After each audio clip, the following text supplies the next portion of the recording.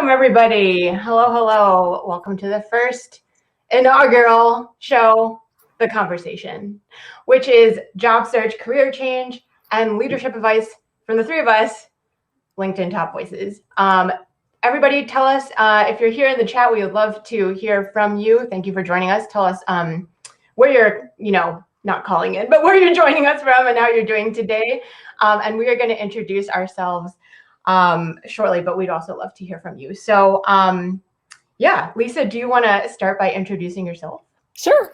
I'm Dr. Lisa Orbe-Austin. I'm a psychologist and executive coach with a practice in New York City. I see mid-level managers up to like senior level C-suite execs for executive coaching and transition. I'm also a diversity, equity, and inclusion consultant and have written a book called Own Your Greatness, Overcome Imposter Syndrome, Beat Self-Doubt, and Succeed in Life, which is a workbook to work on your imposter syndrome. And I'm excited to be here for our inaugural show. Yes, so awesome. Lisa, you have so many talents.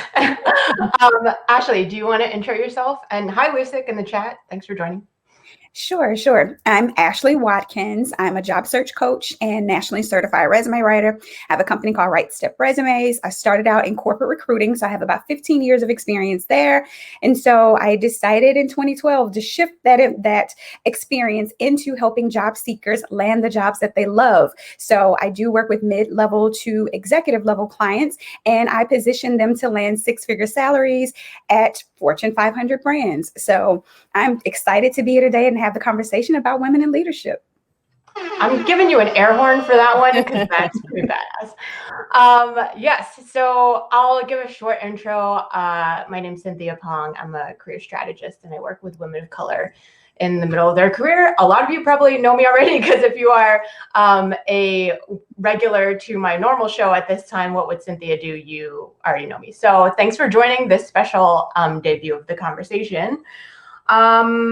Yeah, I wanted to give a little bit of background as to like why we're doing this show. Hey, Carla, thanks for joining.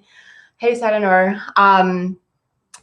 Why we wanted to join forces and do this. And I think it's really special that we are doing it also for the first time during Women's History Month.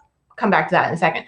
But between Ashley and Lisa and me, we have like 50 to 60 years, 50 to 60 years of like solid experience in career strategy, in executive coaching, in job search work, resume stuff, like just everything career advancement. And when I was doing the math, I was like pretty impressed by us. So we were like, we should just get together and do this show so that we can do something that I think all of us do on our various social media channels, which is share knowledge. Like we're all about democratizing knowledge, getting it to people who normally wouldn't have access to it necessarily from growing up. If you're first gen, if you were, if your family couldn't really like provide that support because they're basically just like trying to like make a good life for you and all that stuff. Like not all of us are born with all this access and privilege that a lot of our peers do have, and things may be kind of handed to them. So we're all about like, I think sharing info and lifting up other people of color, women of color, women, and especially in this challenging time. We're 1 year into a pandemic. It's a super stressful time. Yeah, so, and we're also, just to add that we're in 1 year into a pandemic that is disproportionately hit women. And this has been a really difficult time for women in career as a result of the pandemic. So I think it's especially important. I think why we wanted to come together, because this information is so important to women's careers. 100%. And like every moment that we're not really thinking intentionally about how we're crafting our careers, like that's an opportunity lost, because over time that's compounded. The sooner you learn this stuff, it's kind of like the better. So yeah, I'm glad you added that. But we are now like in the middle of Women's History Month, and I love that we're joining forces at this time. So I wanted to ask Lisa, is there anything that you're really excited about in terms of Women's History Month before we dive into our topic? Yeah, I mean, I think it's a really, for me, I love Women's History Month because I think it's a really lovely time to really highlight and really focus on women's issues. We do that anyway, but I think it's a really lovely time to really like make this really central and deal. I love really the data that comes out, the data that's shown, the things that people need to talk about that often get covered underneath other stuff. It really allows us to really talk about sort of what happens, especially for our interests in the workplace around women. And I feel like it's a great time to really, because I often see a lot of my social media people like, oh, I didn't know that. Or, it's a really lovely time to be in an educative space around sort of like empowering women and really giving them the knowledge they need to kind of, excel in the workplace. So that's why I love it. Yeah. I love that. I don't know if Ashley feels the same way, but I do have a question for Ashley, and it may or may not be related, but since, we are 1 year into the pandemic and it feels like every day is like the same or everything just blurring together or whatnot, feels like endless, I don't know, stuff. Is there anything that you are particularly looking forward to at this time? I am looking forward to people being more open to contract opportunities, to different career fields. They're shifting careers. They're thinking about their careers in ways that they haven't done before. And whether it was forced or not, it is putting them in that space. And so when we think about how women can make an impact now with the ability to work from home, being more, centralized just across the country or across the world, we have more opportunity in, for leadership because we're exposed to more opportunities, more industries. We can get more eyes on us. We can get more publicity and, and things like that. So I'm really excited that at first you didn't really hear a whole lot about Women's History Month when, it kind of had to grow on people. I think the first time I was exposed to it was in maybe 2016 ish, where I did a lot of publications around the issue, around the issues of women and things like that, because that was the hot new thing at the time. And now we're seen as less of a trend and, something that it's really important issues that need to be addressed across the board. So I'm really excited about that. Yeah, I mean, totally. It's so not a trend. We make up half of the population, right? So it's like, exactly. It's sort of ridiculous that, like I have my whole issue. The conversation will go on. We're not just talking about this in March. We're talking about this every single day, every single month, right? The fact that the spotlight is on us, we're going to use it to our advantage for sure. Oh, hell yeah. And like, I also love that you mentioned the opportunity in this time, because I know it can feel to a lot of us like everything's shrinking and like our circles are smaller. We're all siloed in our own spaces. But you're right that we can reach out, learn about other industries, everything being mostly like online or whatnot. Like there's this ability to grow and invest in your leadership right now that I think a lot of people may overlook. But I love that you pointed that out. So yeah, like folks who are just joining us, welcome to the conversation. Like, please introduce yourself in the chat as Lucic has done. Thank you. And, I think right now is a great time to just dive right into our topic, which is how to break into that next leadership position, which is absolutely possible now, even during work from home, even during remote times, pandemic, and all of that. So as we talk, like, I want to, again, let folks know in the audience, like, feel free to drop your questions or your comments in the chat. We will circle back to them like as we can for sure. And I'm going to kick us off by talking about some more foundational things about the leadership, but I'm so curious and I want to do a temperature check. Everyone in the audience, let me know, scale of 1 to 10, how confident do you feel about moving to that next level in your leadership, whatever that is for you? So 1 is like not confident at all, very nervous. And 10 is like never been more confident. Let me know 1 to 10, where are you on that scale? And I'm gonna, as those kind of come roll in, I'm gonna talk about like one of my favorite definitions of leadership, which is basically the art of motivating a group of people to act towards a common goal. So there's a lot of like action words in there, which I really like because I'm an action person.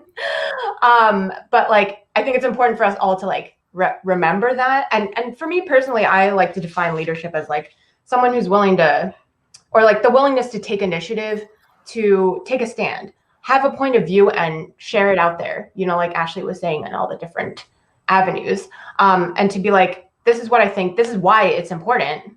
This is why you should also think it's important.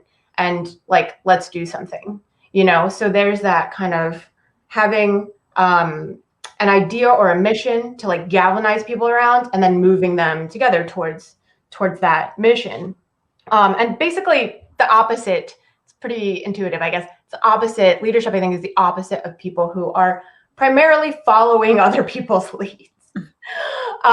So that's like a definition that I like to work off of. And this is great. In the chat, we've got Carla's at a 7 in terms of how confident she feels about moving towards leadership. Oh my God, Nicole, welcome. 10, I need the opportunity. I'm ready. I love this energy. Yes, Nicole. Love it. Tamara's at a 3. It's okay. We're going to get you, I think, moving towards that 4 and 5 by the end of this. Definitely. We got somebody who's at an 8 here, learning more about where my talents fit in and if they're viewed as beneficial or threatening. So key for women. So key for people of color as well. Yeah, and sometimes even if there are threatening, that they you still need to kind of make sure that you have those talents. You just have to figure out how to make sure that you don't get penalized for having those particular talents. You have to really be strategic. But I want to ask you, Cynthia, sort of, what do you think the impact of mindset is in kind of trying to achieve that next level? What do you think plays into it, and what do you think are the components of mindset that are important in trying to get to that next place? Especially with that, we saw that person in the comments say like 10, like their mindset is clearly on the fact that they want to be there. But what do you think is the role of mindset in all of this? Yeah, I kind of think it's everything. You know, you need the right mindset in order to allow you, like Nicole, to do the things that you have to do to demonstrate your leadership continually. You know, like you need to not be driven by a fear of failure. You know, Lisa, you're going to talk about the imposter syndrome in a little bit, but like you need to not also be overly preoccupied with things feeling or looking perfect. Willing to make mistakes, take a calculated risk. And for a lot of my clients, because I work with women of color, like it's that ability to believe that, yes, you have something unique to bring to the table. Yeah. Because there's a lot of feeling of like, oh, but what could I do? What could I possibly add? There's nothing new. Everything's been said. Right. Yeah, but that's what I have to say. Yeah. Exactly. So that was me. What were you gonna say, Ashley?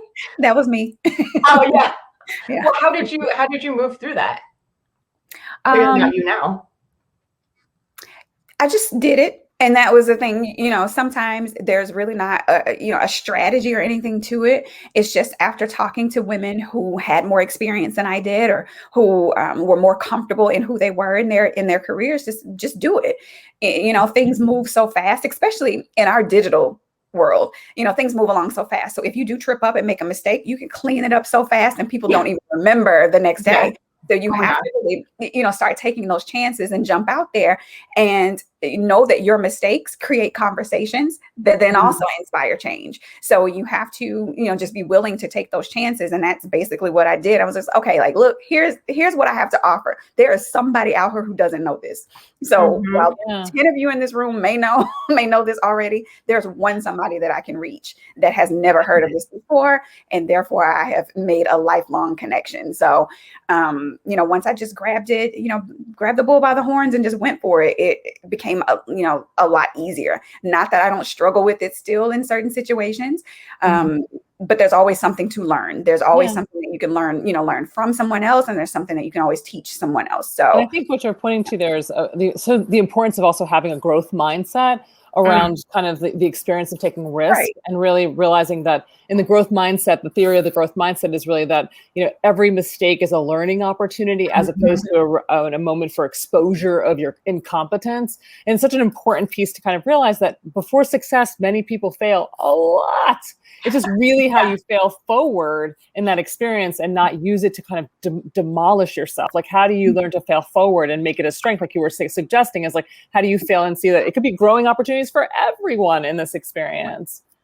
Yeah, I feel like that was a major gem. If folks didn't catch that, like both what Lisa and Ashley are saying about your mistake could spark a conversation, and it's like together like a learning process and an opportunity for growth. Like I love that. And also never forget that people are mostly obsessed with themselves, and so they probably didn't even notice whatever you think was like this huge thing, you know? So there's always that. And you know, one thing, the final thing I'll point out about this mindset piece is that like with a lot of us, we're worried about messing up and being like feeling humiliated. There's also though systematic and structural issues, like internalizing the white gaze, like feeling like white folks might be looking at you a certain way, judging you more harshly, because a lot of times probably you have been judged more harshly. Or same for men and women, like the male gaze for women. That kind of thing can really get into your head and be a major block. So finding ways to really deal with that and not be held back by societal norms, cultural norms, things your family say, things you feel from the media is critical too. Yeah. I feel like you guys have read my diary. I'm really exposed. No comment. No, I do not. It also reminds me too about like, I think something we probably also want to talk about is sort of like the different transitions, like transition from like manager to VP to C-suite, line staff to your first management position. Sort of what do you guys think about sort of like, what are some of the key moments of like, what do you need to be thinking about from some of these transition points? I mean, were you going to say something, Ashley? Yeah, go ahead. I'll let you. Well, I was going to say what you said earlier was what I was going to say about just do it, kind of. Yeah. It sounds so cheesy and like so trite. And actually it's true. Like the taking the action before you really feel ready. That I think is like, there was 3 things that I thought of when it comes to like smoothing this transition up from, your first leadership position to the middle management, from there to the exec and C-suite, is always acting ahead of what your title or your role might be. And this applies to entrepreneurs too. Like you kind of have to be on that side of that growing edge. Yeah, like taking the stretch assignments. Yes, exactly. Because don't wait for that to just land in your lap for you to have permission to do the things. Part of leadership is doing the things before you necessarily have permission. And then the rubber stamp will come later with the title and the whatever else. So that's number 1. But before I go to 2 and 3, did you want to pipe in there, Ashley? Yeah, sure. So I was thinking, it was back to what you said before when, initially when you said, what is a leader, define leader. And sometimes we take things so literally, and we think that we have to have a certain job title, or we have to have a certain number of followers, or, whatever. You have to grow to that point. And so at some point, if you establish yourself as someone who can take others with you, because you should be, it's a push and pull. You should have people that are pushing you to get to a certain level, and then you should be pulling people with you. So you are a leader to those people that you're pulling, whether you have that title, whether you have the responsibilities, the pay, whatever it is. You can establish that leadership within what you're doing every single day. So, I think there was someone who said that they were at a level 3 as far as leadership. I bet after this, they can make a list of things that they've done that have shown true leadership without having that title. I've never supervised anyone officially, but I've been a leader before. And it really is about your mindset and what you want to, how you're going to impact others to take action, to change something, to shift their thinking, to shift their results. That's what being a leader is about, and not to be taken so literally.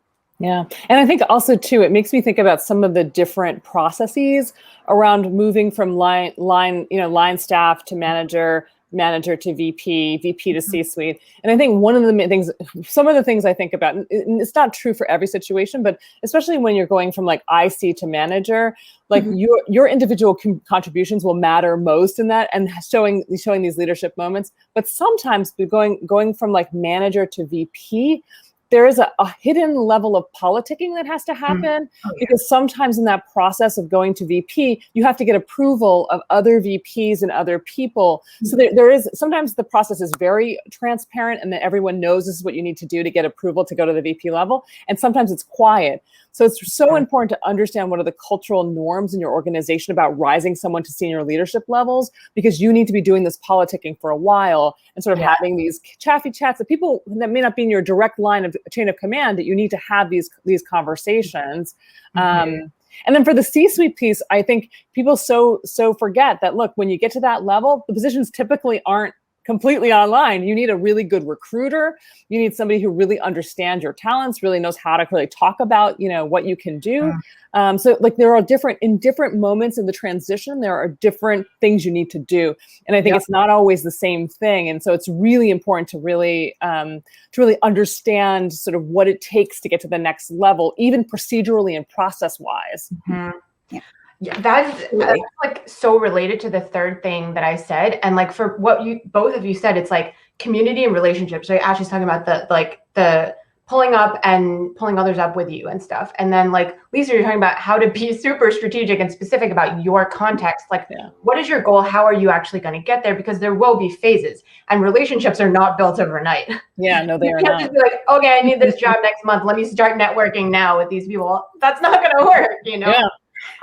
So yeah, like investing in thinking with others. And like, this was my third point, which is like, you need a cohort of people who can actually support you. And that may be peers, and it also may be experts. Like, you know, the clients that I work with, and I wonder if it's the same for both of you, like that go the fastest, the farthest, they don't have only me to help advise them, right? They also have a therapist. They also have like healers. They also have, you know, another whatever. Like they've got a whole team that they have built and invested in. And it's such a great point, because one of the things that when I'm having somebody transition from like a VP or senior leadership position or a senior VP to a C-suite position, is one of the first people I sit on their team as they're transitioning is you need an executive compensation attorney, because you want someone to review that agreement and make sure that you have like garden leave and you have, you know, your options have been reviewed, and like it gets into another level of stakes when you are dealing with C-suite. And also it's harder and it takes a longer time to get a C-suite position. And so you need to have things built into your current contract that allow you, if you're let go or you quit, you know, you quit, it's a different story. You let go, you have opportunities to have time to find the next thing. And so it's so important to have that team, and that team needs to be really, you know, really critically around you, because you can really make a really silly mistake going into the C-suite because you didn't have to negotiate your VP contract like that. That you make a mistake and you're missing a critical point, a critical element of your contract that other people have. You know, I've seen clients, you know, really be thoughtful and have an exec comp attorney, and as a result, there was a merger, and then they ended up like, you know, working they got, you know, they let go, and they had another year fully paid at their full salary. And so it really can change the game for you. And I think a lot of people of color, women, they don't really know this. And so a lot of my clients are shocked about, you know, the idea of having an exec comp attorney, but it's like so worth the value, and having this really solid team around you. Like you said, having coaches, having an executive coach, these are critical people who can really help you make the difference. Comp wise, negotiation wise, like, you know, being strategic. So. I mean, that's so true. And as you were saying like that, somebody is pointing out how like the politicking that you mentioned earlier, Lisa, like we don't just learn these things. It's not like passed down, because generationally we're just in another situation, you know, like sometimes we're taught like, put your head down, you know, do the work, be a solid employee, be excellent, and you will be noticed. And that's not the case.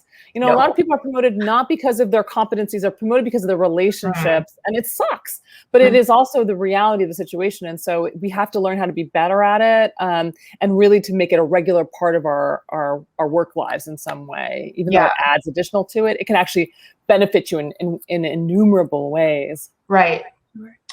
Before we leave that point, Lisa, I think it's a question for you. What is garden leave? So garden leave is like if someone were to fire you or let you go, that they give you a period in which you, typically it's like a non-compete. So you typically have a period in which you are not working, but they are paying you your full salary. So it's like 3 or 6 months, and it's longer than that. And you can't work for anyone else, but you also have this a period where you are being paid fully. And so, you know, there's many different golden parachute setups. That's why executive comp attorneys are so important when you're going into that C-level experience. Do not do it alone. Even if you're a lawyer, I've worked with lawyers, and if you're not an executive comp attorney, you don't. Yeah, it's another specialty. Yeah, you have no business putting pen to paper on your contract if you have not had somebody with that expertise looking at it. You know? Yes, and even if you get just a regular run-of-the-mill job offer, you know, that comes with the letter, that comes with terms and conditions and things like that. You can reach out to a coach to help you with that as well. So it doesn't mean that just because you're not at the executive level that you should be able to interpret this stuff on your own. Absolutely. lot of hoops and everything that you may have to jump through, Yeah. even at the lowest of levels. So, and you don't know what they're going to reveal too. Like Yeah. I had a client have a lawyer look at it and they were like, this company's going to own you. Is that what you want? And then they explained sort of what was happening and they didn't realize it. And so I think it's so important to really make sure that you do have, and I think I'm sure people who are listening are like, I can't afford an attorney. I can barely pay the bills. But there are employment law clinics at law schools where you can be seen for free or low cost. Oftentimes there are legal aid will provide employment services or employment clinics. So really use your resources around you and know that you can find a lawyer and attorney who will review it in a variety of ways. So you don't have to have a ton of money to do this. Right. Absolutely. It's worth the investment for sure. Yes. Employment lawyers, there's different ones, like Lisa's pointing out, for different phases of your career. But we've been talking a lot about these transitions. Hopefully you all do have a few tools for those. And so speaking of transitions, we're now going to transition into the next segment. And that's going to be Lisa talking about imposter syndrome. So as we do this, let us know in the chat, have any of you ever experienced imposter syndrome? Please drop a yes in the chat if you have. I know the stat is very high for folks who have experienced this. I'm sure Lisa can get into it more. But let's sort of see where we're at and keep dropping your questions in there. We will circle back at the end. But yeah, Lisa, what is imposter syndrome for those who may not already be aware? Sure. So imposter syndrome is the experience when you're highly qualified, have education, expertise, training skills, experience, but you haven't internalized them. As a result, you fear being exposed as a fraud or incompetent. To cover up that feeling of fraudulence or incompetence, you either overwork or you self-sabotage. And usually the self-sabotage is like, some delay with short, intense periods of overwork. And this kind of leads to this to burnout very, very commonly. And also these feelings of insecurity, of feeling like, that you're one step away from losing your position. So it creates a lot of fragility in your experience of the world of work. And you had mentioned the stat. So the stat is like 70% of people experience imposter syndrome over their lives. And actually, KPMG just put out a study in 2020 where they examined women executives and found that 75% of women executives experienced imposter syndrome in their careers. Very believable. Yeah, it's more common than people can mention or that they can put a name to. So, I think that's great that now we can look at something that that most of us have shared at some point in our careers. You may be confident now, but there are some times, especially when I first started in business, I was like, I don't know if I want to go to that conference, or I don't know if I want to be in that room, or I don't know if I want to go live on LinkedIn, And here you are. Right. And I've been there. And so I think not having a name to it, it was like, maybe I'm the only one that's dealing with that. Let me just, kind of put my big girl panties on and go for it. But it is a real thing, and it stops, we already have all these other obstacles that we're dealing with. And then here's this other thing and then now we have a name to it. So I think once you name something, you can control it. Actually, Carla put the link to the study in the comments. Thank you, Carla. We got Christina who said too. I'm actually quoting a real study. Yeah. I mean, who would think that you were making it up? But yeah, we've got definitely a bunch of people who said that they can relate to the imposter syndrome experience, and Christina saying that the overdoing it has been for sure one of the symptoms or the things that has happened. Overdoing overthinking. Yeah, overthinking, over everything, over volunteering, over helping. There's all these overs. Overthinking. Yeah. So, how do you think, Lisa, it impacts specifically leadership and management, and specifically, with respect to women? Yeah, so I mean, there's no specific at this point. There's no specific studies just focused on women because it affects both women and men. And I think there's an HBR study that I thought was junk that came out a couple of weeks ago that everyone's posting around imposter syndrome is oppression. There's no data around that. There's no research study. This is just someone being sort of provocative. Does oppression trigger it? Does oppression make it worse? Does oppression sort of benefit from your imposter syndrome? Yes, but it does not cause imposter syndrome. But in terms of your leadership and management, what they see in research is that typically it affects your salary negotiations. So you typically have a lower salary because you're afraid, because typically you're feeling like, I'm just happy to have a job. So I don't want to, like ruffle feathers, rock the boat. Yeah. So I might lose the offer or whatever. So there's very little negotiation. So as a result, lower salaries, less job advancement because of the fears that, they're not advocating for yourself or potentially not knowing your value and communicating that value. There's also research to say that there's less knowledge of the job market. So you actually don't know what's out there for you and how you would fit into it. So that is another piece of it. Also, too, if you struggle with imposter syndrome, you can also be a micromanager because you're very worried about how your direct reports will reflect on you if they make a mistake. It can also affect the way that you see the future of your career. You can be very caught up with what other people want for you and not very focused on what you want for yourself and how to get it.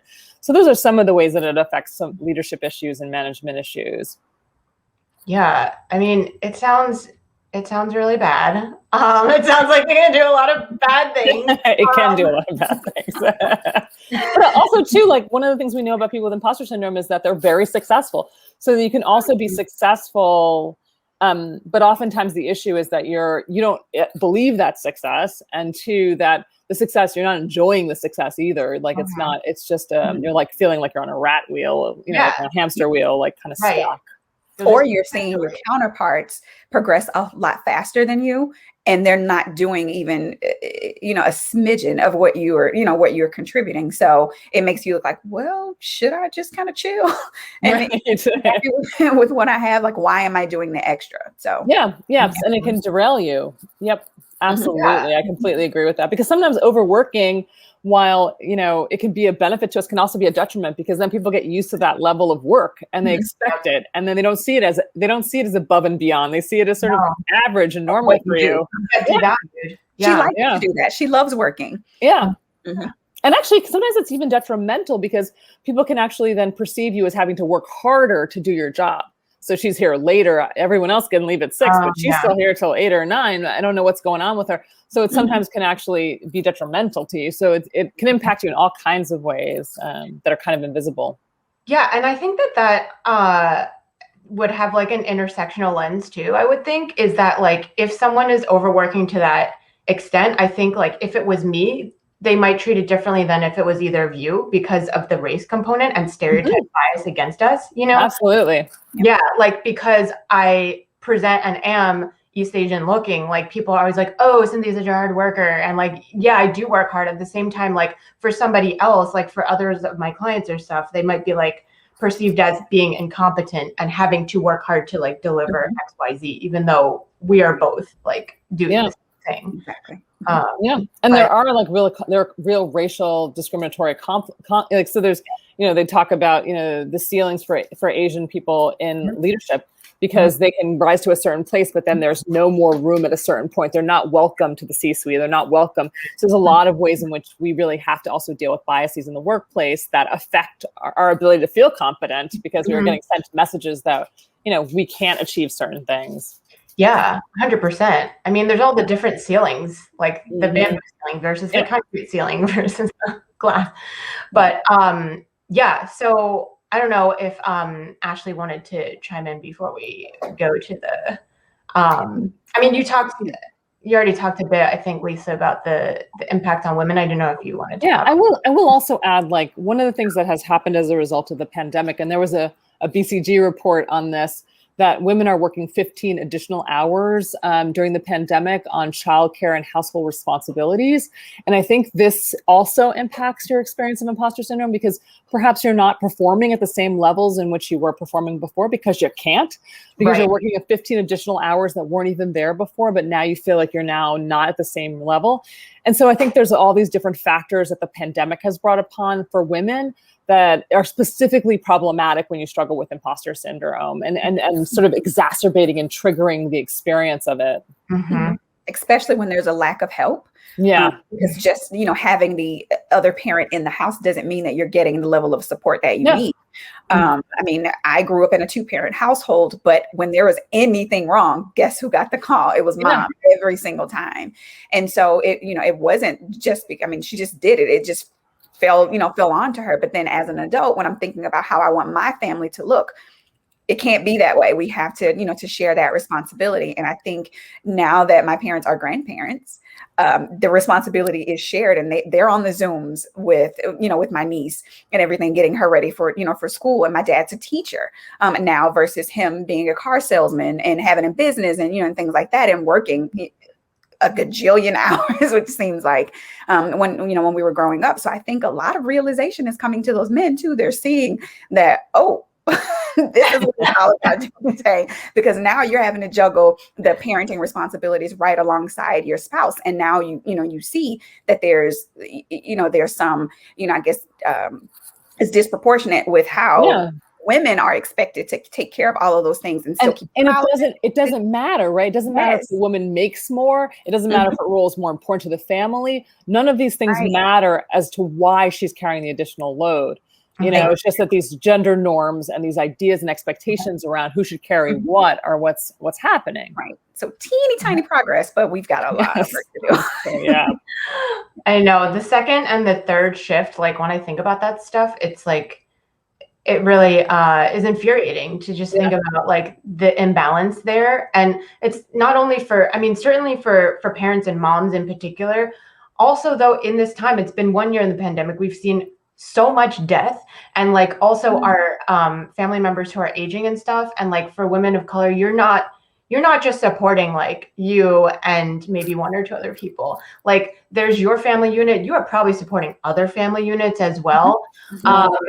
Sending money to other there's so much of that is happening, and to have all of that on your mind constantly, like not even getting emotional load, right? It's an emotional load that is invisible. Right. Huge. Yeah. So I can totally see how that would feed back and like reverberate back and forth with feelings of imposter syndrome, and then just be and having questions. Because you never feel like you're doing anything well, right? Exactly. Everything feels like it's not at 100% because it can't be. There's no way to be 100% there for your parents, there for your children, there for your partner, there for your job. Like it's just impossible. But yet the invisibility of it, which is so profound around like that, no one really sees the demand.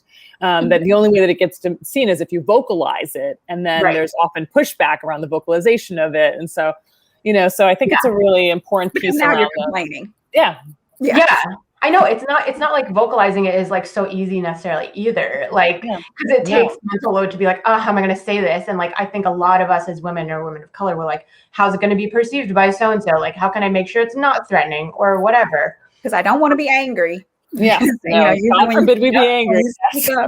Lord forbid you say something and actually be accurate. And it's either aggressive or you're angry just for voicing your opinion, where your counterpart could pretty much slam a desk or throw something across the room and he's blowing off steam. So you have to worry about all of that. So we've got a lot of people resonating in the chat. So, I mean, we've pretty well laid out kind of, I suppose, the challenges here, Lisa. So do you have some tools that you want to share with folks so that we can address this? Because I know for a lot of people in the chat, it is like top of mind and they feel it. Yeah, I mean, I think there's a couple things. I would, definitely check out my book, because my book is specifically referencing the tools. But I think in terms of quick tools that you can take away with you, one of them is like, thinking about like how, when you're triggered for your imposter syndrome and you have this thought, like, I'm a failure, I just blew that, really being able to examine the thought, and then being able to gather other points of view around what really happened, and then being able to come up with what we call a rational response to what the trigger was. And so, for example, you make a mistake and you're like, oh my God, I blew that. And then you ask, well, what was your experience of it? You ask a colleague, what was your experience of another colleague? And they were like, I didn't see it. I didn't see a mistake. You need to also work on believing them and being able to be like, okay, I made a mistake. I'm going to learn from it, but it wasn't the worst thing. I clearly can tell from other people that is. And that's the rational response to it, because you need to counter. There's a very famous quote by Amit Ray that I always use that I love, which is, you are not your thoughts. You are the observer of your thoughts. And your job is to not believe and trust every thought, but to analyze it and come up with a rational response that is useful to you. So I think that's one. The other part was referenced in the oh, yes, go ahead. What about people who are afraid to ask the colleagues and stuff? Because I have a lot of clients who are like, they don't want to know. They're like afraid of what they'll hear. I mean, I think, if you don't have a trusted colleague, then I think it's really thinking about somebody that would give you honesty. Maybe it's somebody who's you have to find trusted colleagues. You have to ask, because I think, even if you just ask one instead of five, I think it's important to get into the habit of, getting feedback from people around situations where you feel like you may have catastrophized a situation. Do not go down the catastrophe rabbit hole. So have someone pull you out by giving you their experience of the situation. And look, their experience might be like, hey, I saw that this went wrong, but I also saw this. Don't take the place where they said you went wrong and blow it up. Take both pieces and measure them equally, in the ways that they have raised it to you. Because that is part of that's part of that thought process, that you catastrophize the negative and then you minimize the positive. So you got to get better at maximizing the positive and just really dealing with the negative, but in a constructive way. What are you going to do about it? Rather than punishing yourself and labeling yourself, what are you going to do about it? And the other thing I'll say, which I think came up in the comments, is when people have imposter syndrome, they tend to deprioritize themselves. So in essence, they're like the bottom of the rung who gets care or attention, like they get whatever the leftovers are. And so one of the things in recovering from your imposter syndrome is really making sure that you are getting up there on the list, that you're heading toward number one, and that your self-care is really is kind of structured and built into the calendar and something that you really value and like assert. And if it gets rescheduled, you reschedule it. You don't just let it go, and really learn how to really care for yourself, because the burnout of it is really real. And I think somebody also put in the chat, will I also say, which we talk about in the book, is find an accountability partner. Somebody that is really kind of serious about making sure that you take care of yourself, and that, that you're actually combating your imposter syndrome, and that when you struggle, that they're to sound off and be like, you're sinking again into it. So I think an accountability partner can be incredibly important to the process of dealing with it, because we often deal with it alone and keep a lot of secrets around it for ourselves, but making those out and open, it can be really helpful to really overcoming it. And that's why I'm so glad people are talking about it, owning it. And that's why so much of what is being said about oppression disturbs me, because they're saying now it doesn't exist. It took us 40 years as psychologists to make this like a thing we talk about. And now people want to put it back into the closet and suggest it's not real. And so I think it's a really good thing that people are really talking about it and sharing about it and connecting around it. It makes me so happy to see that. Do you have any quick tips for Christina and others who are wondering how to choose a good accountability partner? So it could be somebody else also with imposter syndrome. So what a lot of people are doing, which I love, is that they're reading my book in groups and clubs. And so you then have a built-in accountability partner, people who understand what you're working on and can actually point to, hey, you should be using this skill or that skill. So I really think it's so important, because they have to know how to help you, because sometimes they can accidentally reinforce the imposter syndrome. They can say things like, well, if you work harder, or, they can say things that are just dangerous for you. And so I think it's really good to have somebody who's informed about the things you're working on, and then also can provide like the healthy feedback in the moment and not accidentally reinforce it. And then on the flip side, not somebody that's going to be always in your amen corner. Yes, exactly. That's an issue as well. If I ask my dad, or, somebody, hey, can you look at my presentation real quick and see whether or not, it's great. It's always awesome. Yes. Awesome. And so you need him. Yeah. He's critical, but for certain moments you may want to use somebody else. Right? Exactly. Because we call it the cheerleader. You need the cheerleader, but you don't just need the cheerleader. This is off center. I need to give me the real. I don't need you to, to coddle me. Tell me. So, you have to be ready for that person that's going to call you out on your mess. Because I have one, and she probably is going to text me after this, because we had to have, one of those talks just this week about some things. And so, having that person right there who, again, like you said, knows what your issues are and can point those things out and then sort of redirect you in the place that you should focus your attention. Because again, once, and I'm going to speak for me specifically, that rabbit hole is so deep sometimes never that, it almost takes a rescue mission to get you out of it. You know, one thing leads to another, leads to another. And that's a part of one of my flaws. I want everything to be perfect. I want to check every box. I want everything to be in line. Everything has to be symmetrical. You know, it's killing me that one part of my hair wants to lean over this way. You know? And so when those things happen, somebody has to get a grip. And that's also a key piece too, is that you have to fight the perfectionism. And because the perfectionism also is what underlies the imposter syndrome, and that really working on believing in the good enough and learning to, you know, allow yourself to make public mistakes and do those things. So I think it's so critical to work on the perfectionism piece, because those, and I've been very open. If you saw my TEDx talk, like I totally have had massive imposter syndrome, and it's really affected my career really negatively at one particular, at very particular moments up until that point where it just exploded. But I think, you know, it really underlined a lot for me as being very perfectionistic and really wanting to do things perfectly and right, or not, for me, not at all, right? I was like not going to volunteer for something where I was going to not, you know, excel at it. So, you know, I think it's really important to deal with it. It's such an important piece of it. Right. Yeah, it's so real. And there's a lot of, I love seeing the support in the chat happening. Yes. Yeah, like Donna's. My AP popped up. She's right here.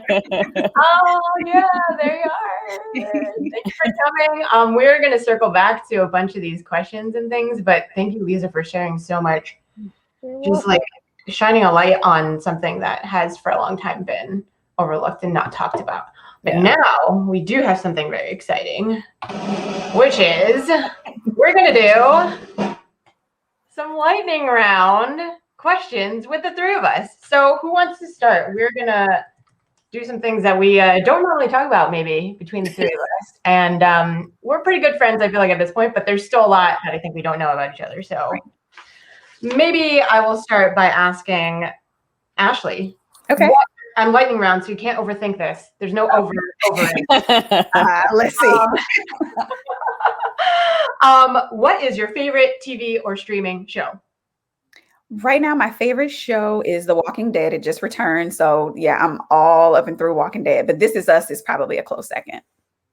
Okay, good. You cheated there by adding a second one, but I'll allow it. All right, now you get to ask one of us a question. What, if you were a superhero, Cynthia? Yes. What would be your superpower and how would you use it?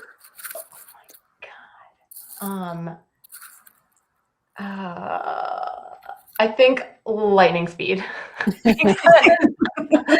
I am a little bit of a workaholic. Anyone who already knows me knows this. And I think it would be really cool if I could work faster. It's so unhealthy. I know. You're asking for more workaholic. Right, but like, think of what else I could get done if I didn't have to sleep. I also love sleeping. So, yeah.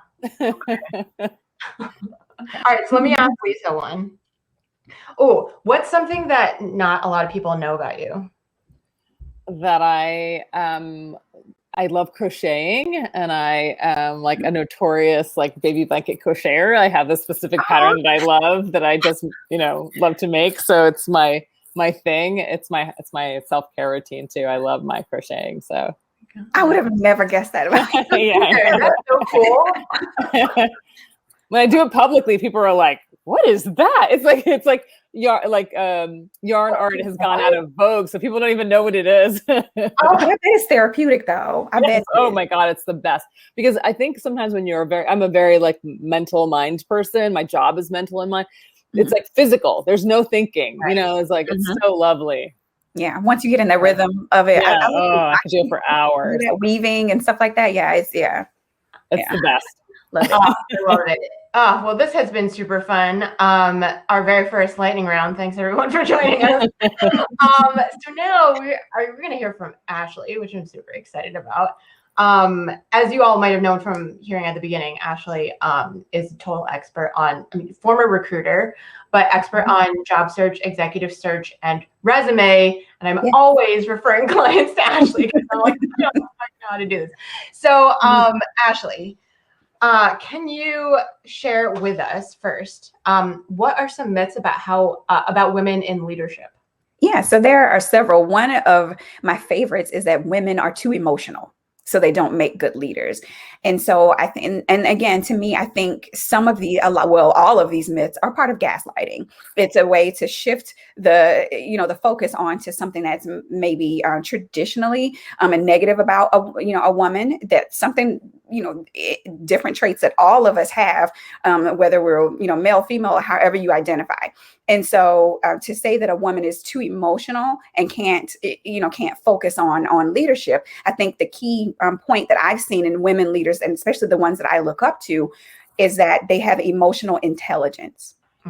So there's a difference between those. And so it's not a negative thing. It's the fact that, if women can show compassion, women can show understanding, especially if employees are coming to you. I don't feel well.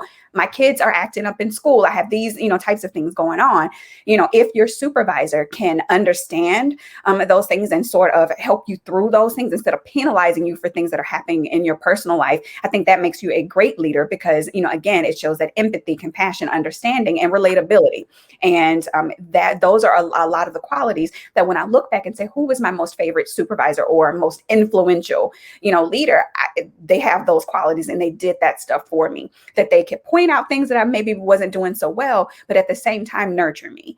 And I love that about being a woman, is that because I'm a natural nurturer, I have to, I want to fix everything, of course, because that's that perfectionism part, but that I can relate with people and, meet them where they are. Another one of the myths would be that women don't make good leaders because if they're of a certain age, they just want to start a family. They're going to quit when they get married.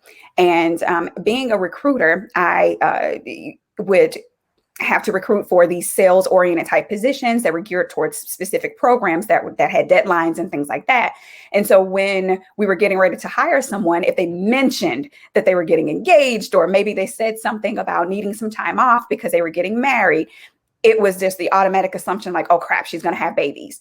And not every woman, surprisingly, is a baby factory. Not everybody wants to have kids. And it doesn't mean that everybody's clock is ticking, right away. So to make that assumption, about a woman and her ability to lead people because she wants to start a family, who's to say she can't do it all? That we've been doing it all since the beginning of time. So, what is stopping the woman from doing it, and why does it not affect a man and how he's able to, to handle his job because he's going half, on one of these kids. So what's happening there? And I think that's a huge myth. And, then there's some other things too, that women are bossy. And so that flips back to something, that I said earlier about it's the, delivery of it all. Man, you can slam things on the desk, you can stump your foot, you can curse people completely out. I've been in those meetings. Nothing is said about it. But the minute that a woman speaks up or has something that is contrary to what, to popular belief or whatever, now we're going down this spiral of, oh, she just wants to tell people what to do. It's her way or the highway. And, and this type of stuff. So it's really a situation where you kind of have to, sit back and make sure that you're giving the facts for one thing, and that it's not that you're reacting, irrationally about something, and understanding that just because somebody accuses you of that, it does not mean that you have to own it. You can still speak up for yourself without, being rude, without being, again, coined the angry Black woman, because that's something that, I've experienced, throughout my career. Should I, how dare you speak up and say something about something that I did that was offensive to you? How dare you feel this way? And so, that usually is the burden of women having to deal with those types of things, even though they're acting in a very similar way to their counterparts. Mm-hmm. So I think that's one of, a very huge myth about women in leadership, or the fact that they don't have the competency to be a leader because they have less experience, they have less knowledge in a particular area. Well, women in STEM are proving, all of that stuff, completely, completely irrational and, and so not true, because, women have the capability to, again, manage all of these things and all this negativity and still thrive, on top of that. So that in itself, to me, is proof that, women do make better leaders. To me, when I think about, and I can only speak from my particular experience. I'm pretty sure there's some stats somewhere that sort of, back up what I'm about to say. But when I look at the people that were the most influential to me, they were women. And it's not because I'm a woman. I have fun with the supervisors that I had that were male. I keep in contact with, with quite a few. but there was something that was missing there. And a lot of times it was that emotional intelligence. It was the ability to connect with people on a different level and understand them as people and not be so rigid about the work. You know, I understand that the work needs to be done, but there are other aspects that impact your ability to do your work and do it well. You know, especially, you know, I know my personal life, it's hard to keep those things separate. So my personal life at some point, even, you know, just recently has impacted how I'm able to do my work. It doesn't make me less capable of doing my work. Just the method in which I go about doing my work may look different than someone else's, but a leader would recognize that and help coach me from, you know, from wherever I am, and not seeing me as everything is so black and white, and recognizing that gray area and nurturing me from there. Yeah. And I also add, you were mentioning before about sort of like women not seen as having the skills to be leaders. And what I'm seeing is a very interesting trend in a lot of organizations where they're offering specifically women and people of color opportunities to engage in leadership programs, which I think are amazing and also have a consequence, because you have to engage in these programs and there are additional hours that you're spending in these leadership programs. There's often no guarantee you're going to get the next role. And so I think it's really important that, you know, organizations and people who engage in these leadership, you weigh out sort of like, you take a look at how successful that program has been to kind of actually produce leaders out of it, that people have gotten promotions after it. And also, what is the commitment time-wise, and what is the commitment from the program that they're going to give you flex time in your current role to do that program, and that you're not going to tack on, because I'm seeing so many women and people of color be in these programs, and then they're tacking on an additional 10 hours a week related to the program. So their days are getting longer. So like it's making them, some of them say like, I'm performing like less effectively in my job because I'm so caught up with having to do these assignments and get the certification. So I think we have to be very careful about how we do these programs. It's, you know, when we feel like people need leadership skills and they're getting and then we're adding additional things to them, and then their performance is decreasing or something's happening to them, and we're not looking at the ways in which the system has created this situation and is making it worse for them in some way. Right. And to piggyback off of what you said about the additional responsibilities, I am a victim of that. And I would say not necessarily a victim in, you know, in that sense, but that has happened to me. I'll say that. I don't necessarily like the word victim too much, but yeah, that's happened to me before, where you are performing so well, and just because I'm a kick-ass employee, it does not mean dump everything on me. Not because I can do it, that I need to do it, and that's the most effective thing for me. And then you let me fail, or it compromises, you know, my work output. And then now all of a sudden it's looked at, oh, she can't handle, you know, the additional responsibility. She can't handle this. Well, no, you're just not giving me an opportunity to regroup, and the same ability to delegate. As you know, as someone else, me delegating is seeing something, you know, like I had a view at one point that, oh, if I delegate this to someone, it means that I'm not capable of doing it myself. Well, that may be true, but that's not necessarily negative, either. So having to recognize that, and then not being penalized again, you know, like I said, for doing the exact same thing that our counterparts are actually doing, whether it's the other males that do the same particular job, or maybe it's our white counterparts, for seeing things that we're having to deal with as something negative, and not necessarily making the same accommodations for for us that they do other people. I think that leads into those myths. So I want to ask you a question about, like, what do you think are some of the most important things that people can do with their resumes to kind of take themselves to the next level? So for example, I get this question a lot around, like, what do I need to do when I'm trying to get into like the C-suite? What does my resume need to look like? So can you give us like specific thoughts about like what you think is important in those leveling up? Right. So what you mentioned before, that shift between just the line employee and then shifting it from that individual contributor into that leadership position, it may look different for you depending on what your role may be. So if you're in a project management type role, that leadership is going to come in ways of maybe you're guiding your vendors to do a certain thing. Maybe you're rallying a cross-functional team to perform in a certain way. Maybe you're the one who's doing the accountability checks, the audits, the inspections to make sure that things are going, okay. Use that experience to demonstrate your ability to, again, create change, to inspire action to people. It doesn't mean that you have to have that title. Leadership is a function. It is not, necessarily tied only to a title that you have, on a particular, resume or whatever. So give yourself credit for the things that you've done that have, again, inspired action in others, but then also motivated them. If you provided some sort of training to others, and then because of that training or those knowledge nuggets that you've given to someone and they went on to be promoted, that's something that you can get credit for, especially if your work then launched a mentorship program geared towards something that that you really started. So if there's a trend in the work that you do, meaning that you have 4 or 5 people, it's not just this one-off situation where someone got promoted, but it is a pattern of success that you're seeing in people that have trained with you, who have mentored with you, who you have coached. That's leadership. And sometimes we brush that stuff under the rug as, oh, well, that's just what I'm supposed to do. I felt like, that was a way to, to get back, or whatever. Give yourself credit for that.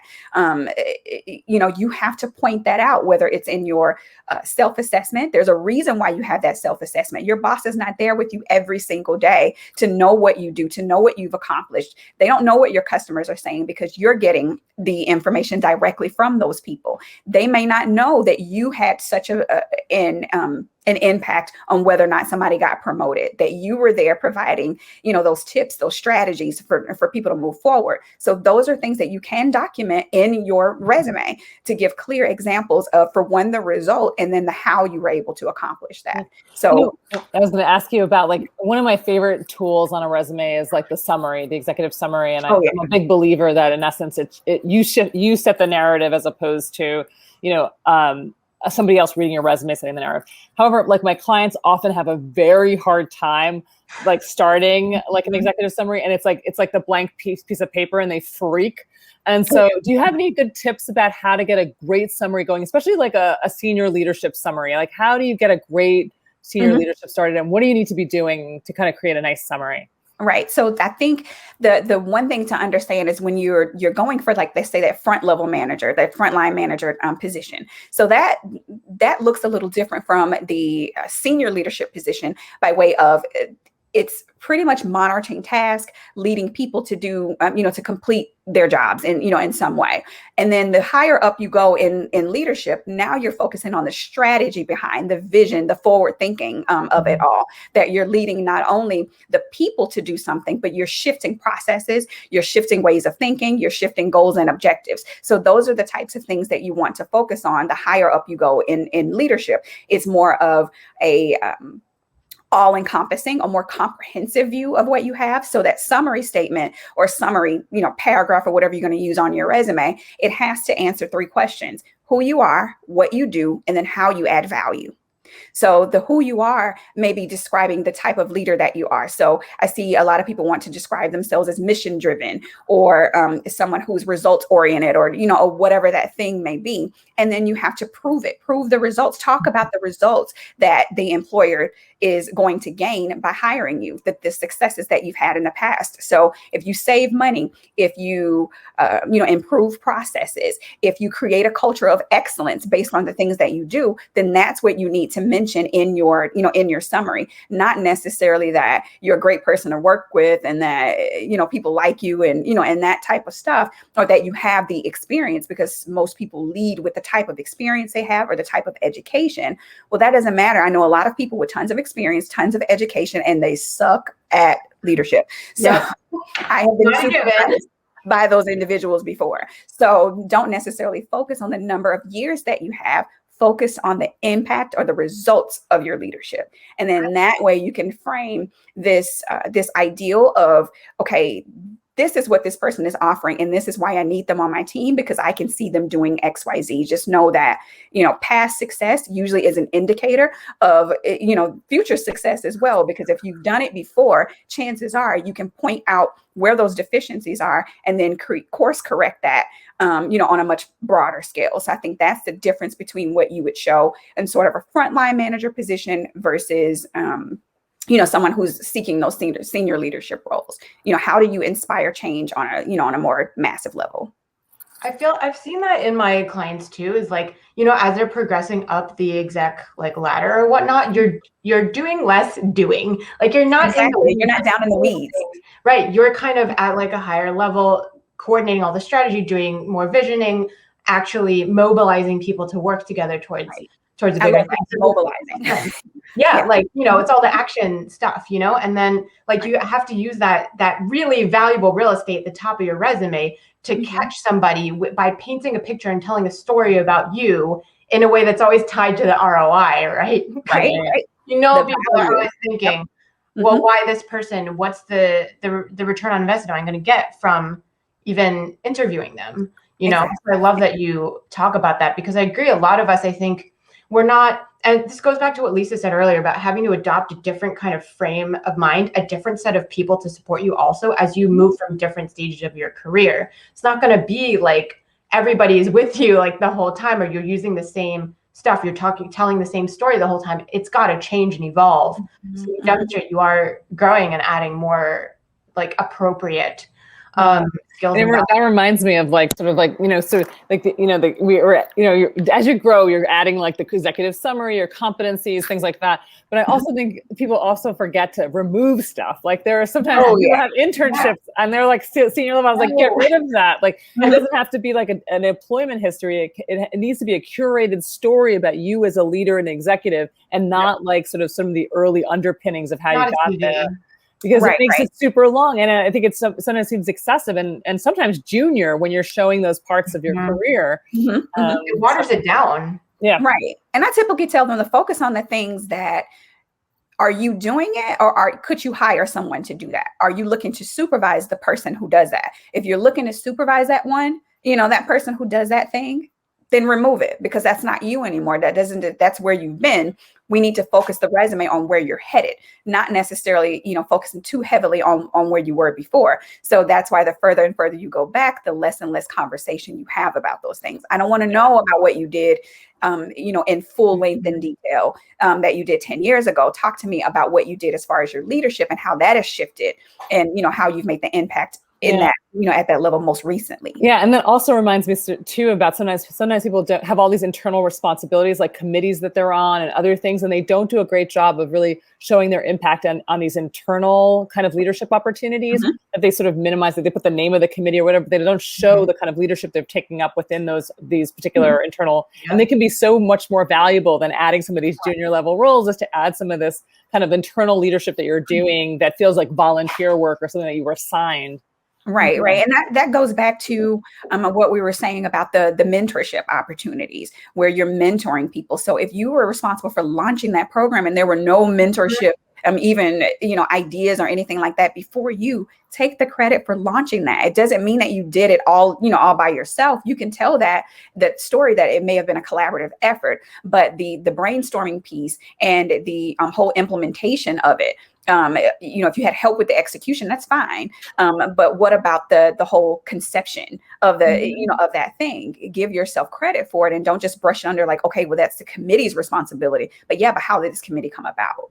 Yeah, you initiated that, and that's what like the leadership starts with. That's like the seed of it.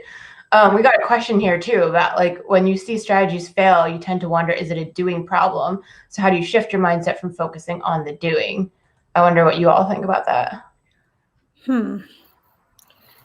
mean, it's hard to say. It's in the abstract. It's hard to kind of like know. Like I get the question, but it's sort of, it has got a big abstract component to it. But I mean, I think it's about analyzing all the pieces, right?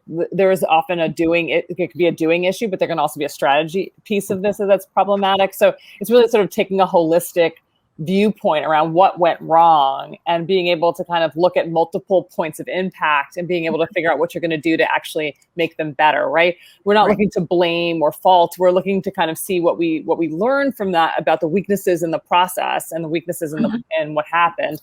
So, I mean, I think generally that's how I'd respond, is like really thinking about, you know, looking at it, like doing a postmortem and trying to figure out what happened, where were the multiple points of impact, and trying not to be biased in that process, looking for one person to blame or one situation, you know, but trying to take a look at everything. Right. And I would also say that I think that it's a great resume boost when you can show that there was something that, you know, you may have implemented that just didn't work, but you were able to, you know, after you've gathered your data, you've done your surveys, you've done, you know, all of that evaluation of it, but then you were able to make that shift or make that change. to correct it. Maybe it was removing redundancies in the process. Maybe there were some discrepancies with how people were tracking information. Failure a lot of times does spark that success because you actually it's a super common interview question. Right. It's a super common interview question when you get asked, tell me about a mistake that you made or something that failed and what you did about it. So I would also catalog that for future, interviews about what you learned from that process and what your process is around dealing with the mistake. People really want to know what you do and how you fail forward. So, I mean, I think it's a great thing to kind of take a meta look at and be able to use it for your own process, your own interview process. So.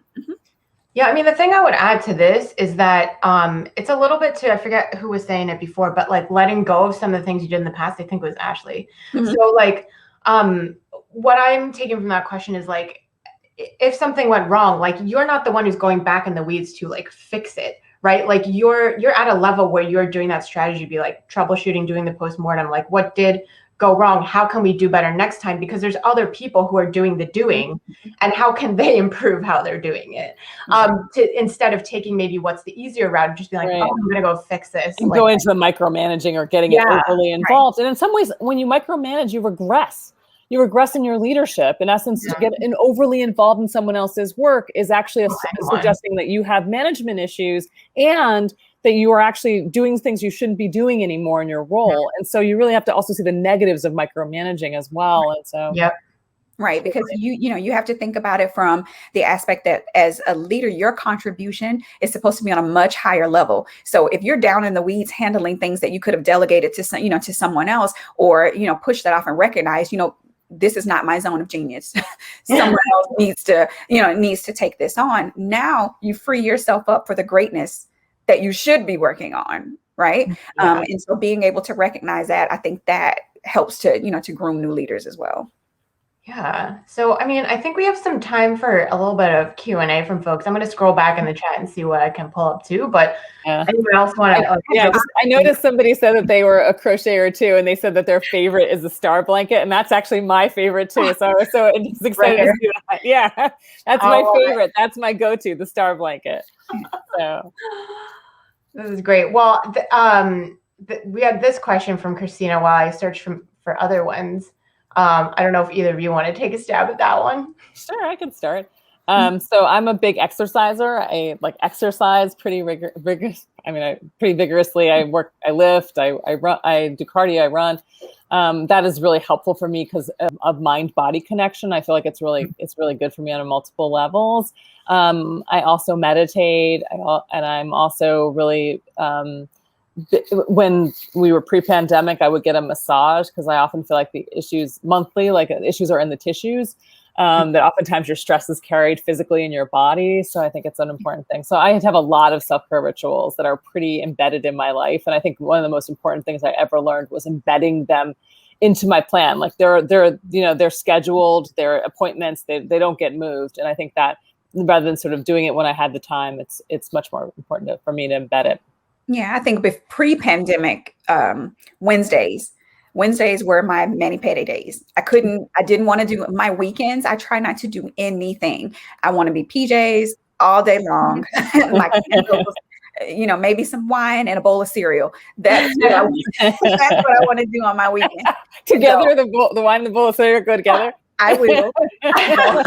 Don't challenge me, okay? I love it.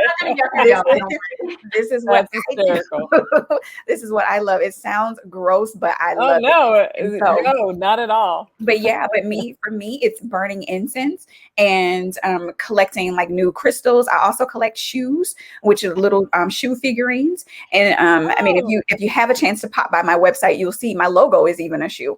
And so that for a while, that was me going out to maybe to different stores collecting those shoe items. It could be a picture, it could be just a t-shirt with the shoe on it. I collect things that have shoes on them. So that's awesome.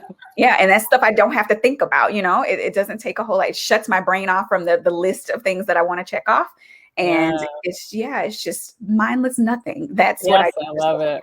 Oh, I know. Just not exercising every day. For pre-pandemic too, I would get like a manicure at Paint Box. It's like a really fun place to get a gel manicure, and I would I would post my gel manicures on like my Instagram.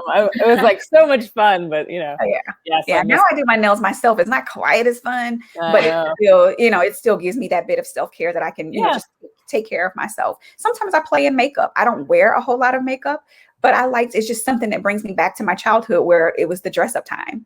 Where I can do my hair, I can do my nails. I turn the music on, let it stream, and then now I'm just playing in makeup. And before you know it, I may look like a clown when it's over, but it's fun getting there. Someone said wine and cereal, the breakfast of champions. I love that. Oh yeah, sure. I love that. Oh my God. I'm not the best at self-care, but I will say I do sleep a lot, and I make sure that like if I'm sleep deprived, I very quickly make up for it. And I think all of us three are introverts, so I like to not talk to people for my self-care. I listen to podcasts sometimes, or like what's that? The pandemic helped me a lot with now I don't need that excuse. It's just nobody's meeting up anyway. So What's your favorite new podcast? I don't know about a new one. I recently heard about Nicole Byer's podcast, Why Won't You Date Me?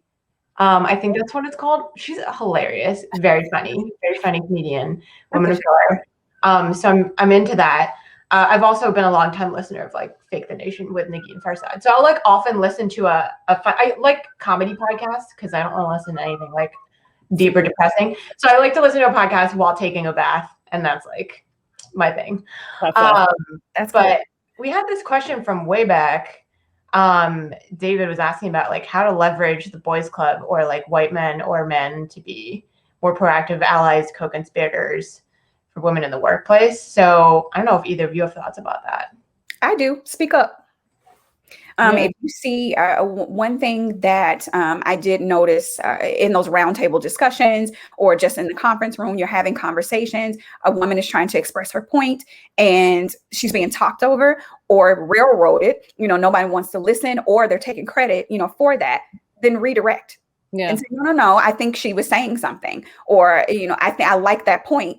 Where, and give credit, in that way. And it sort of forces everyone else to do it. So that's just a teeny tiny way that you can start. And so I'm a firm believer of taking baby steps until you get more and more comfortable with making a change more impactful. Maybe you're going to, start a program or whatever. You don't have to, to go that full on, but just those little things, like just being there to draw attention to things that could be negative, that could be silencing someone who has something to say. Yeah. And I think too, watching any kind of discriminatory behavior or any kind of gaslighting or anything you notice, say something. Don't just notice it and tell a woman that you saw it. Deal with it in the moment, because your power and privilege in the moment is very impactful in dealing with it.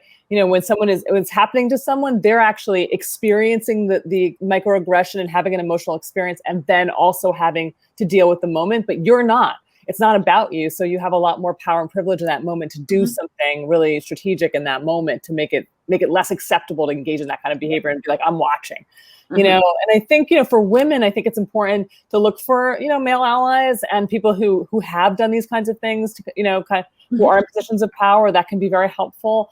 But I think men have to be more allies in the workplace and not benefit from this and not be silent, and really advocate for women and address these things head on. Yeah. And I think like to what Lisa's saying, like, it might be a microaggression or it might be outright sexism and racism that they're facing. And like, it may not be micro is what I'm trying to say. And like macro, to be able to say it and be that person in that moment, while also though I feel like not disempowering the person, kind of to like what Ashley was saying before about the victim word, like, they're also going through it at the same time. Like, you don't know what would be most supportive to them in that moment. So I think like not letting that paralyze you either, but like calling it and then like finding a way to be like, listen, is there something I can do to help you? Do you want me to step in or whatever? Like if it's a Zoom or something, maybe you can private chat them and just be like, I just saw what happened. Like, are you okay? Like, I'm happy to do X, Y, Z beyond what you've already done to like put a pause on that or call it or whatever. So those are some sort of additional tips and, you know, like following people who are leaders in the DEI space, you know, aside from Lisa, but like also I have a colleague, Pooja Kotari, who is always writing about like how to interrupt these things as they happen. It's not easy. No. And then to Ashley's point, like, yes, amplify women, stop them from being interrupted, redirect back to them. And then also like, if you are going to refer back to like, oh, I think, you know, she was interrupted, just like say the name, like, oh, I think Ashley was talking, or like to Ashley's point from before, like, which I really agree with, like, and then add to that, and then like give it back to Ashley. You know, there's ways that you can do this that feel like small things, but are really important to further humanize each other and not just be like, yeah, she said this or whatever, like use the person's name. I would say it's like seems minor, but and then one thing I'll add to what we've all been talking about is giving space, like not only making space, but like giving space. What are you willing to do to actually share some of your power or like give some of your power to a woman? You know, I feel like that's where the rubber really hits the road. Talk is cheap, you know, but like, what are you actually doing? Yeah. So. Yes, absolutely. Do we have time for another question? Well, sure. I don't know. Do you want to take one more? Yeah, sure. Let me see if I can even find one. And also somebody asked, what's the comedian's name? Nicole Byer was who I was talking about. And also Nagin Farsad. We answered that one. Oh, what is this? Been out of work the past year due to being hospitalized, working to break into higher management. And I know I have what it takes. Great. So mindset is done. But I've been told some look unfavorably over past health issue, et cetera. I don't want to hide it. How best to utilize the experience into a plus? One of the things I would say is that since, at least in my experience as an executive coach, since the 2008 recession, I noticed a massive kind of change in the way that people looked at gaps. Because people had massive gaps as a result of 2008, a lot of people. And so I don't think often times people care about gaps as much as people fear that they're going to care about them. But rarely my clients ever get asked about gaps on their resume. And so I think it rarely becomes an issue. And so I think, you know, if you have to talk about it, you find some way to talk about it that doesn't necessarily have to reveal any of that. You can find a way to talk about the time that you took or why it was empty, you know, why there's nothing there at the time. Without having to disclose, because once you disclose, it becomes now an issue, right? Because if you voluntarily disclosed the issue, now it makes it part of their knowledge base around you. And so I think it's really important to be strategic in how you handle the gap. And that usually I have rarely seen it nowadays, so rarely that people are asking about the gaps. And so I would focus on what you have contributed and what you have done. And actually, because of the pandemic, a lot of people now have additional gaps. So I don't think people are.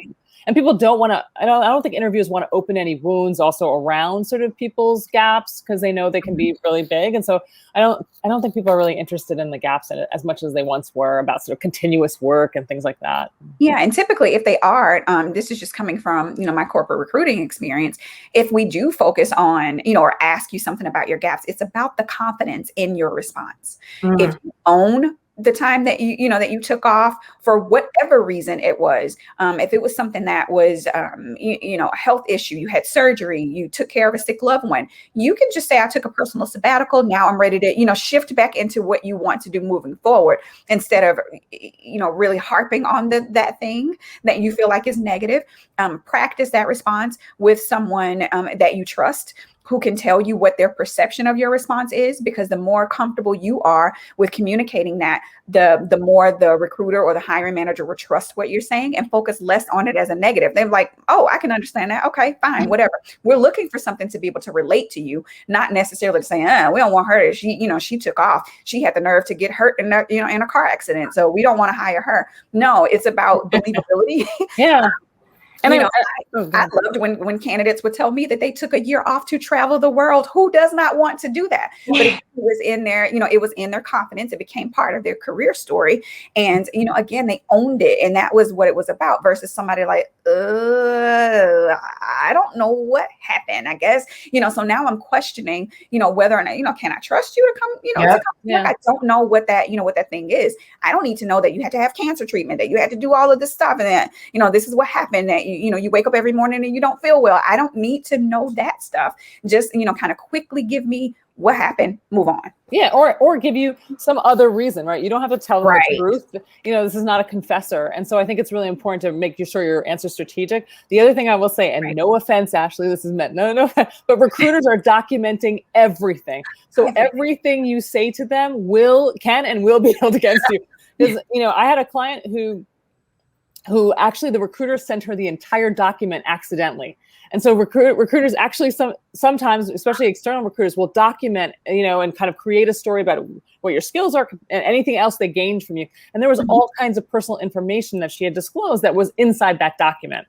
And so I think it's really important to remember, even if they get chummy with you and friendly with you, they are documenting everything. So be very strategic. Yes, totally. But sometimes people don't realize that, and they say all kinds of things accidentally, and those things are being utilized and sent to the employer about things that they know about that they've disclosed. So I think it's really important point to make about what's being cataloged. Oh my God. So good. Listen, I wish that we could talk all day, the three of us. It's so fun, and I learned so many new things about each of you. However, we are getting to the end of our time.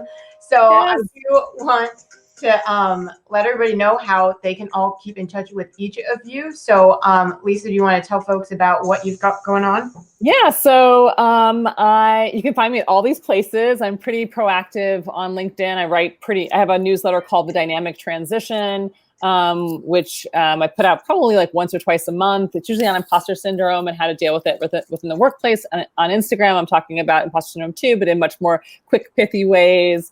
And I do an IG live on Instagram. I also do a LinkedIn live on imposter syndrome once a month.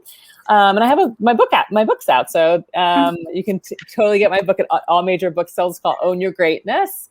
It's a workbook to deal with imposter syndrome. And I also have a masterclass, which we walk through a small cohort of people through the book. And so we've been seeing great results in the masterclass, reducing imposter syndrome by 30% in 14 weeks. So it's been really fun. Yes.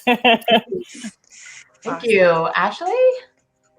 Yes, so I'm pretty active on LinkedIn. That's probably, if you want to know what I'm up to, you can definitely find me there on LinkedIn and on IG and Facebook, Twitter. I'm there pretty regularly. So you drop really good tips on Twitter. Yeah, feel free to tweet me. Just take note that my handle on IG and Facebook, STEP, is spelled all the way out on IG and Facebook, and on Twitter there is no E because my handle was too long. So, so that's how I ended up. The realities of social media. But on my website, you can actually go ahead and sign up for my newsletter. I am relaunching in the coming weeks, so you don't want to miss that. I'll have a lot of tips, videos, strategies, and some good discounts for different products, digital products and stuff like that. So yeah, check me out. Follow me. I do follow back. So nice. And I'm Cynthia. As all of you know, this is my book, Don't Stay in Your Lane, The Career Change Guide for Women of Color. Also has been known to be very helpful to folks who don't identify as women of color and folks who are not like actively career changing, because truly, when are you not in a career change? And in your leadership journey, there's a lot of changes along the way. So check that out. You can find it on my website, which is embracechange.nyc. I have a newsletter too that you can sign up for. There's like a pop-up on my homepage at embracechange.nyc, because I'll be launching a 12-week accelerator program for women of color leaders in the coming weeks and months. So you want to be on that so you can be the first to find out what's happening there. And I do a show on LinkedIn normally at this time on Wednesdays, 2 p.m. Eastern, for 30 minutes, called What Would Cynthia Do? So I'll be back next week for that one.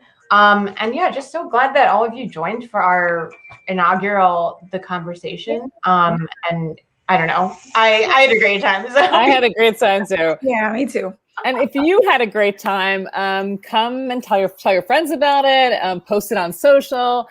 We'll be posting the replay on our YouTube channels. If you want to be involved, and make sure you follow all of us here. The next one we'll be on my LinkedIn. I'll be running it. And so we look forward to joining. If you have ideas for what you'd like us to talk about, share them with us. We'd love to hear them. And we look forward to kind of continuing to have a conversation with you. Thank you all so much. It's been great to hang out. Bye, everyone. Bye. Bye.